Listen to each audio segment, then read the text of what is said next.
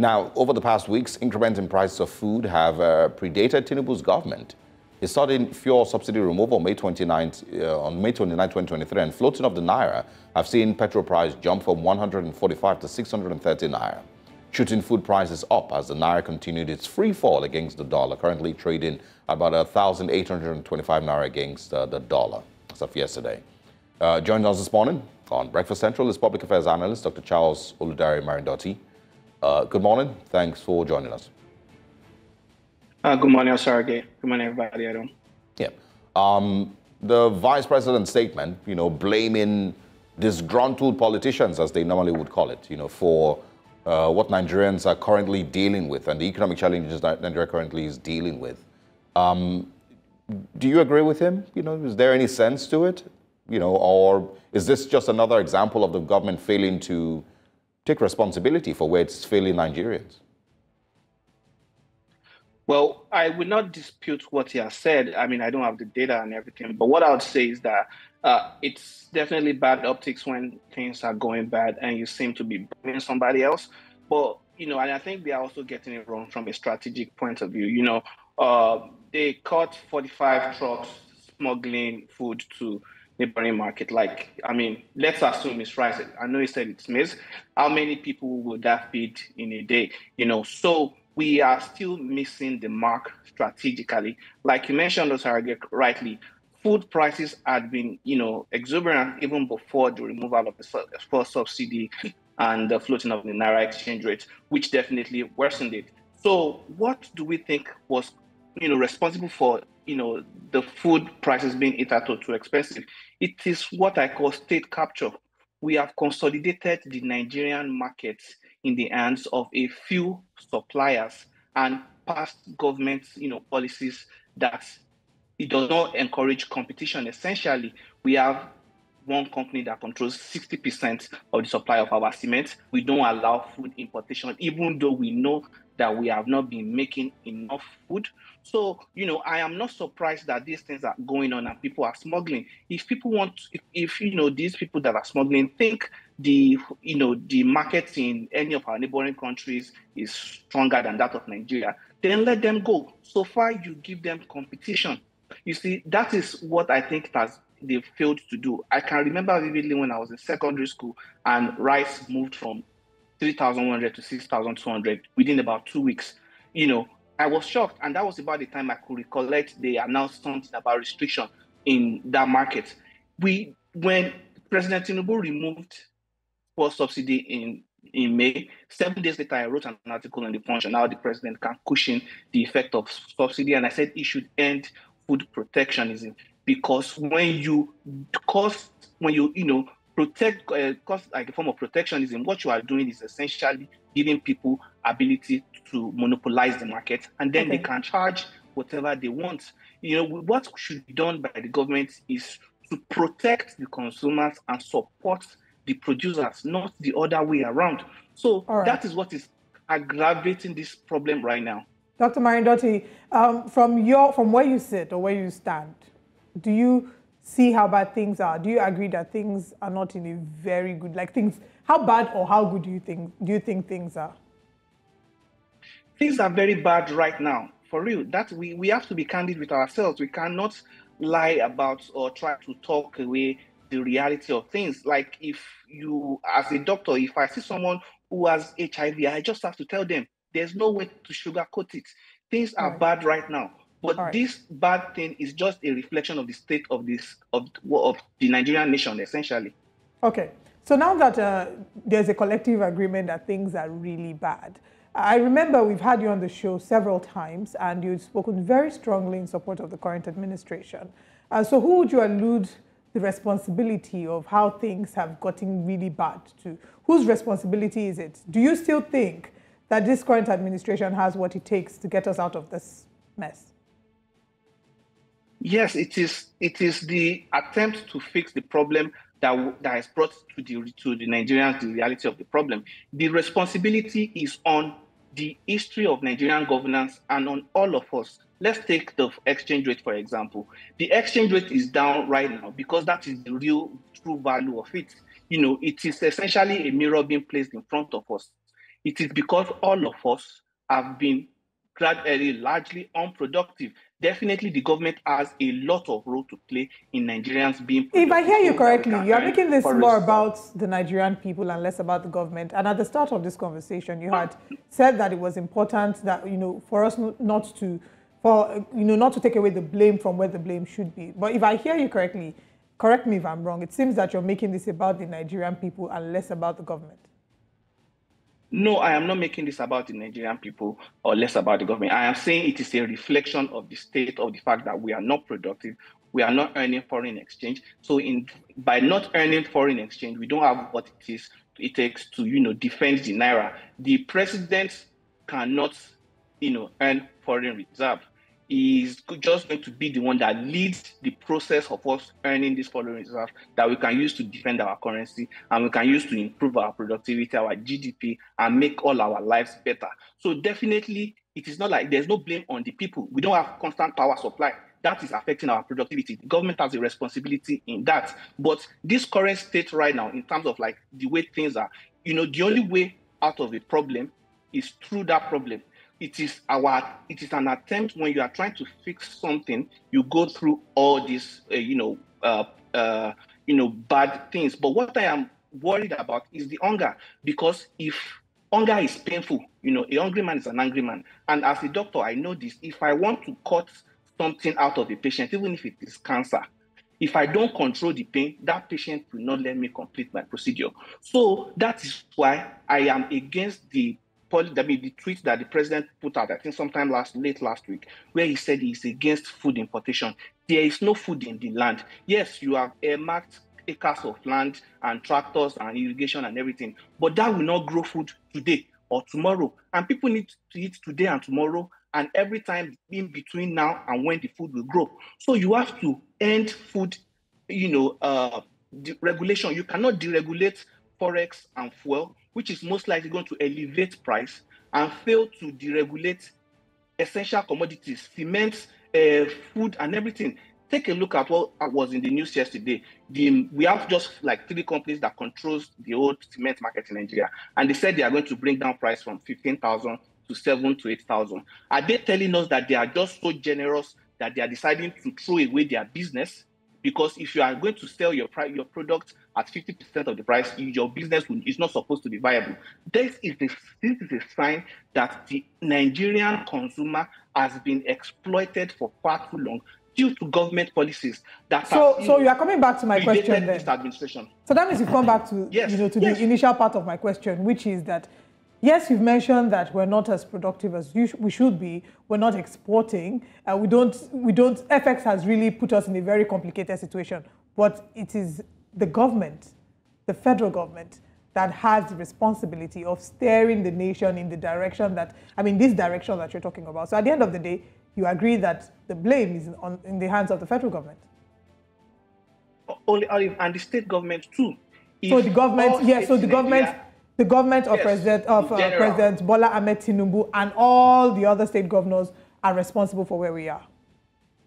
Yes, they are, because let me like I was going to say, if all the states in Nigeria are doing just 10% of what Lagos State is doing in terms of foreign investment, we will not be in this FX state right now. So it has to be, we cannot just, the president has taken responsibility of a problem that predated him. Imagine, you can now understand the reason why Emefiele has failed to pay a lot of bills for 8 years, which is part of the reason why we are still in this hole right now. So we are going to have to get out of this hole. We are going to have to clear all our delinquencies. So the administration needs to let the Nigerian people know. And also, I am going to be factual. There has been a bit of profligacy, paying for Hajj and everything. That is not a sign of a nation in distress. When the Koreans after the war had this problem, they were candid with their people, and the people banded together. They went on a journey of industrialization and production and export-based businesses so that they can generate foreign reserves to pay their IMF debts. In 1997, when they had the Korean financial crisis, the families donated their gold to be melted for foreign reserve. But this is because the government also showed a lot of diligence, and they were forthright with their people, and the people also were supportive. They came together, and that is the only way Nigeria faced this problem in unison. All right. When you see that your neighbor, your brothers are hungry, and you Dr. are Marindotti. exporting food out of the country, that is strong. Yeah. So, I mean, from what you've described, it sounds like you're a little disappointed with the way that they have, governed in the last 9 months. No, I am not disappointed in the way they have managed both the FX, which are the big ones, the FX and the fuel subsidy thing. That needed to go. Even the fuel subsidy we heard has not been gone. I would say end subsidy at the ports and put subsidy at the pump for people who are transporting food and people in large numbers. Those are things that can help cushion the effect of subsidy removal. But I am disappointed with the way they have managed this food crisis, because food is essential. You have to let people eat. You can't tell people to go and extricate themselves when they are hungry. If you have a son and he says he's hungry, you won't say, wait for the yam that I will plant next week in our backyard to grow before you eat. You go and buy food for him anywhere. What I'm asking is because, I mean, we can focus on the food crisis, but, there's still an economic crisis that we're dealing with. It's not just food. Food definitely is, extremely important to the average Nigerian, but it's not just food. It's an insanely chaotic economy that Nigerians are currently dealing with, and it's majorly because of the policies that they put in place. When they came into office, the president's making the statement of subsidy is gone, without necessarily having a plan for how to manage the effects of subsidy being yanked off just like that. They have also, of course, not been very honest with the removal of subsidy, because you and I know that there's still some subsidy being paid. The current price of petrol is not what it should be if subsidy is truly gone. And so there's an obvious lie from the federal government there. And of course, the mismanagement of the after effects of their policies. And so when you see that, and then you see the vice president saying that it is, disgruntled politicians that are to blame, does that sound like a government that knows what it's doing or knows what is necessary to fix these issues?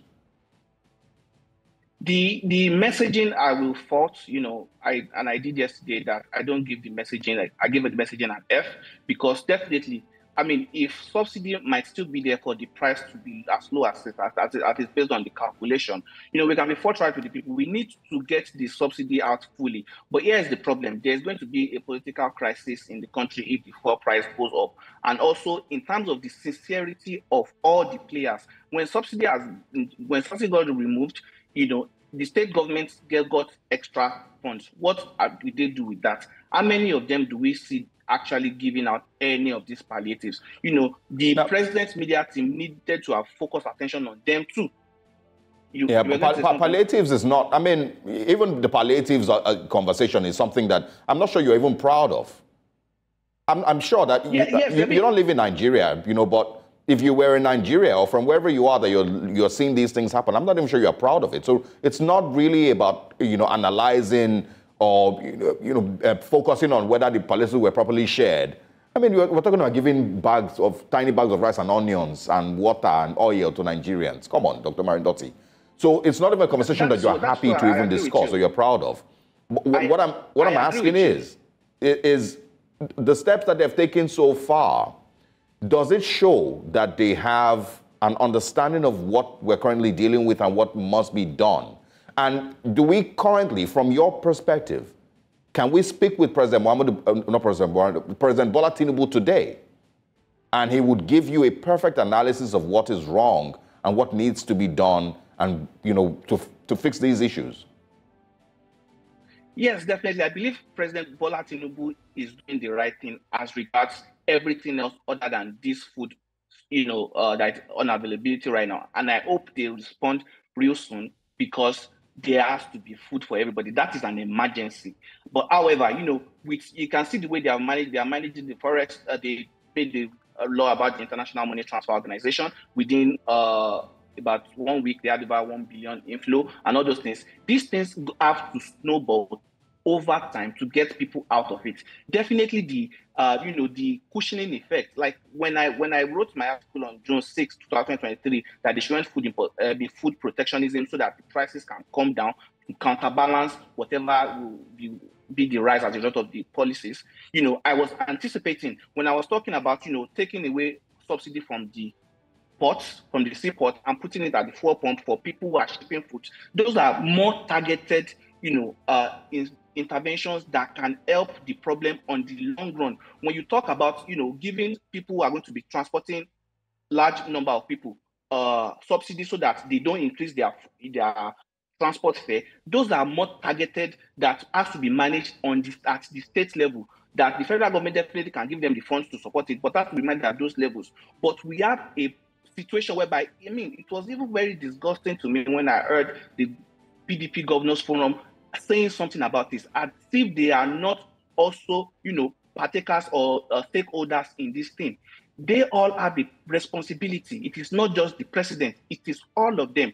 If had they managed the affairs of their states better, Nigeria also will not be in this state. That is why the president keeps calling them to his office to tell them to do well for his people. The president had to announce that fuel subsidy removal because it is just the rule of the hole. When you are in a hole, you stop digging. If we continue paying subsidy, that means we are still digging ourselves. Yeah, but we're still paying subsidy. That's the problem here. We're still paying subsidy. Yes, so if it still has to go, that's what I'm trying to say. They need to take it out. If they have not been able to take it out because they are afraid of the political backlash, think about it. The fuel is still just 600 right now. See how expensive things are. So it might be a balancing act on their part that, okay, let us stabilize the FX first or whatever before we take it out. But I say, you have to find a way to yank it out, but you must have put in the specifics of how you want the intervention to go. These things could have been started. So if you've been following...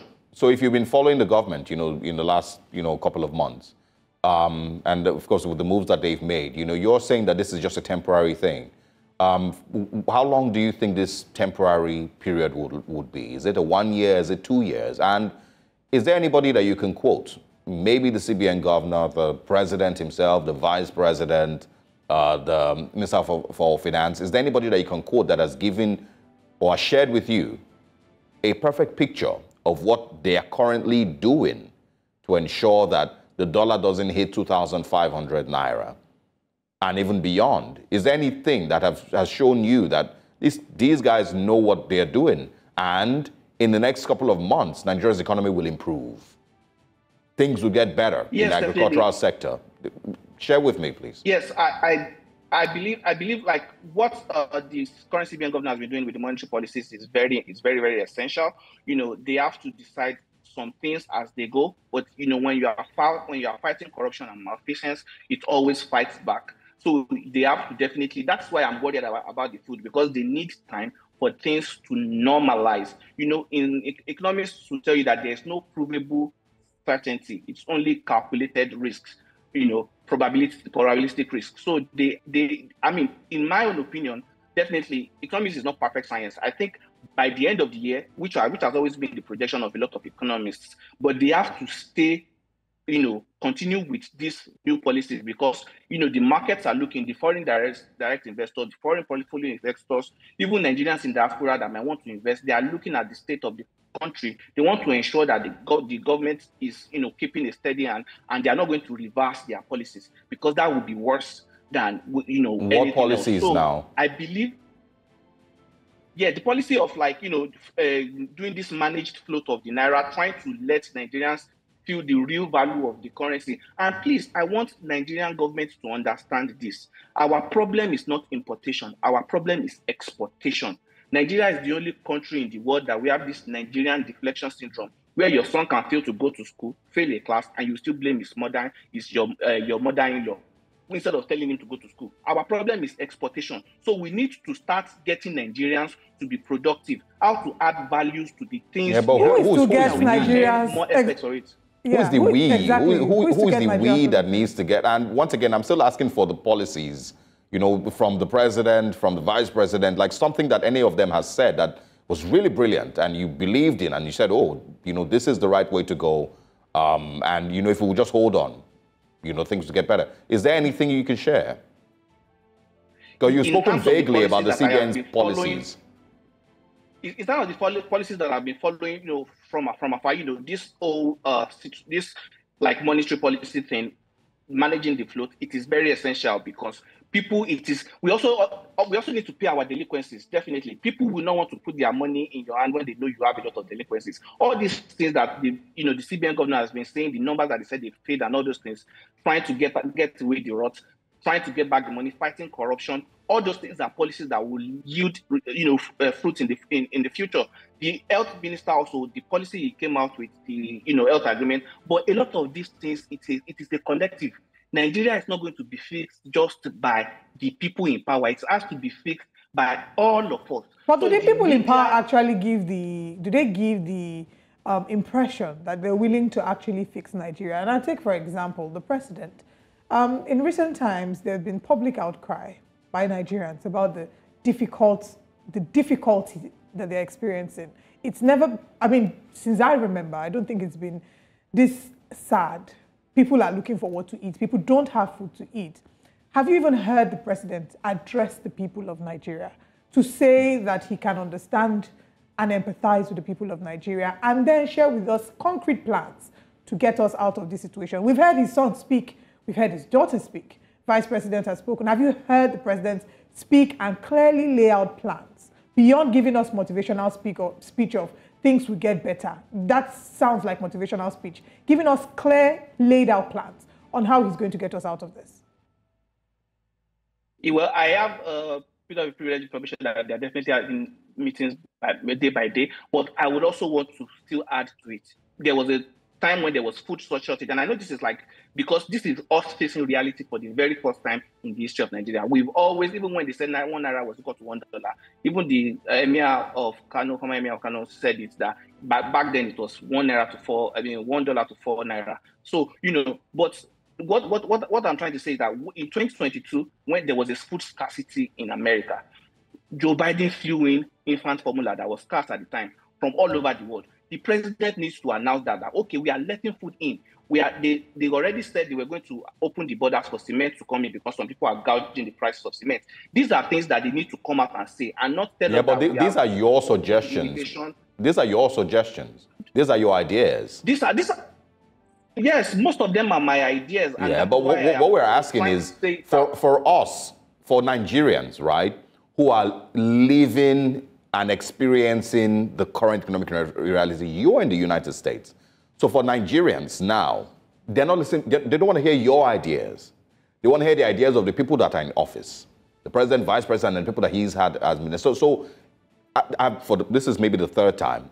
Is there any idea that they've shared that maybe, you can share with us that has, given you confidence that, these guys know what they're doing. And in the next 1 year or 2 years, things would be a whole lot better, because this is 9 months into it, right? And it's not like we've had President Bola Tinubu, have a media chat with anybody. He didn't, during the elections. Well, he did in Chatham House, but he did a lot of delegation. Exactly. So again, what is the thing that is giving you confidence? And we're not talking about your own ideas now. What's the thing that they have done or said that is giving you the confidence that they understand what they're doing? Particularly the president.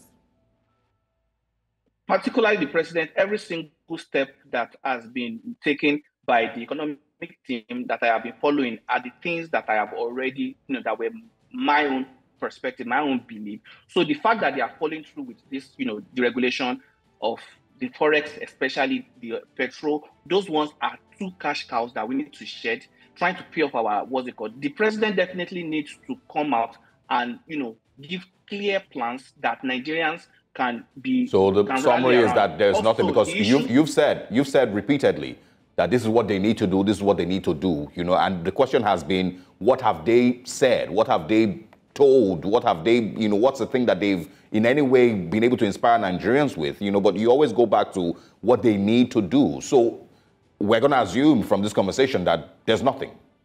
There's nothing that they have said to you. There's nothing that you've heard from their, policies. There's nothing that the vice president has said that has given you the idea that, these guys know what they're doing, and maybe in 8 months or in 1 year, everything would be fine. Because every single day that passes, where, the dollar continues to, of course, appreciate, the naira continues to lose value. So there's nothing that they've told you that has said, we're going to increase production. There's, we're going to attract, foreign exchange. Yeah, no, they are going to attract foreign exchange based on these policies that they have made, but they just have to stay it. They just have to continue at it. I don't have access to the people in power. Definitely, that is why I am on TV sharing my own ideas on how to manage, the pain of nothing, hunger, so that the policies. Well, if they had said anything, I'm pretty sure Sarah would know about it even before me. I watched YouTube just to get my news about Nigeria. So but I know that by these policies that they have made, the promises that they've gotten from all these companies and everything, it will have to start to bear fruit. Production is a long journey. There is no shortcut out of the economic crisis that we are in. Yeah, I agree with that. All of us have to be. We have to train each other. We have to train our people, our youth, IT, everything. So, but the people have to come out and rally the people, corral their forces. Well, the only coming out people are doing right now, Dr. Marindoti, unfortunately, the only coming out we're seeing in many cases is pockets of protest spreading across the country from disgruntled, hungry, and angry Nigerians. And we're hoping that we can hear something from the president ASAP, as soon as yesterday, something that gives us a clear plan of how the government is going to get us out of here and how soon we should expect to see these changes. But until then, we will keep having the conversations and asking the questions that matter. I also want to mention that it is very essential that they announce the new minimum wage. It will change the conversation. It will keep the people, even if it is. That's another conversation for another day. It's not about announcing figures. It's how to be able to sustain that. But we would invite you on another day to talk about that. Dr. Marindoti, thank you. It was a pleasure to have you. Thank you.